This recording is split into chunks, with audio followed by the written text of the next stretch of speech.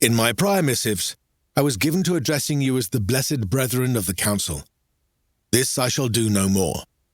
It is clear to me now that you are not blessed, but cursed. This is the truth I have learned in my study of the testament of Alwyn Scribe, the truth for which you sent assassins to kill me. Now I find myself a homeless, wandering pauper, rich only in unwanted truth, the only weapon left to me, and wield it I shall. Previously I related how Alwyn Scribe had risen from whorehouse orphan to trusted lieutenant of the risen martyr Evadine Courlain. It was a long road, marked by betrayal, violence, and the accumulation of secrets, two being of greatest import. Firstly, King Thomas Algathonet was the bastard son of his champion, Sir Elbert Baldry, and therefore an illegitimate occupant of the throne of Albemarle. Secondly, the supposedly divine resurrection of Evadine Courlain was not, in fact, the work of the Seraphile, but achieved through the arcane agency of a Kerith mystic known as the Sackwitch. I further detailed how the risen martyr had been kidnapped and subjected to a fast trial by an alliance of Covenant clerics and Albemarle nobility.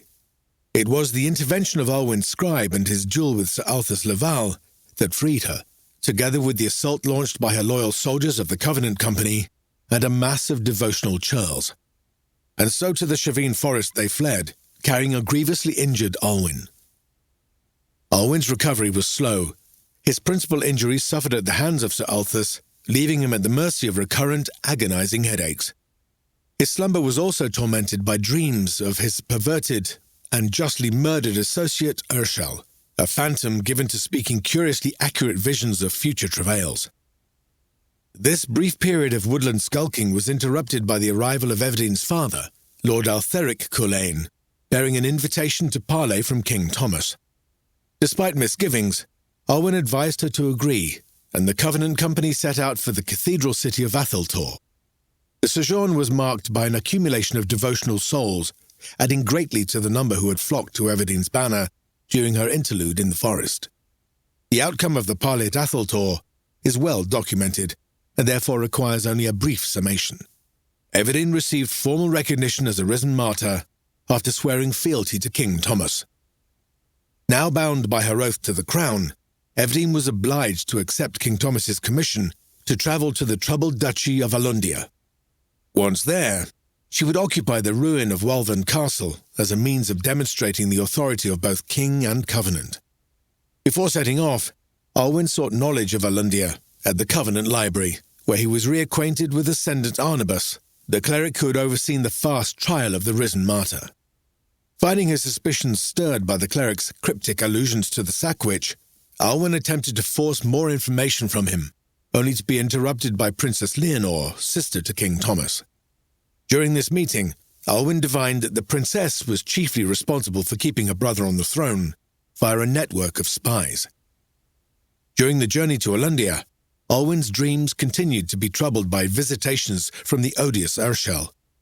Roused by the pestilent ghost's warning, Alwyn woke in time to save himself and Evadine from an attack by hired assassins, although the identity of their employer remained a mystery. Arriving at the Alundian border, Evadine and Alwyn endured a tense meeting with Duchess Celine Corsair, wife of Duke Olberharth, and Lord Rulgarth Corsair, the Duke's brother and commander of his host. It is clear they were not welcome in this land. Undaunted, Evadine led the Covenant Company on to Waltham Castle, finding it in a parlous state of repair. Nevertheless, Evadine ordered reconstruction of the stronghold and began patrolling the surrounding country.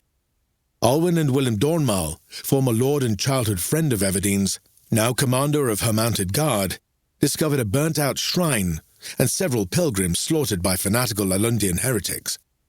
Hunting down the miscreants, they captured some and killed the others, freeing the lone survivor of the pilgrim massacre, one Mistress Yulina, referred to by Alwyn subsequently as simply the widow. Shortly after, Lord Rulgarth arrived with a sizable host, demanding the captives be turned over to his custody. Alwyn is clear that the risen martyr's subsequent actions were driven by a desire to bring the smouldering crisis in Alundia to a head.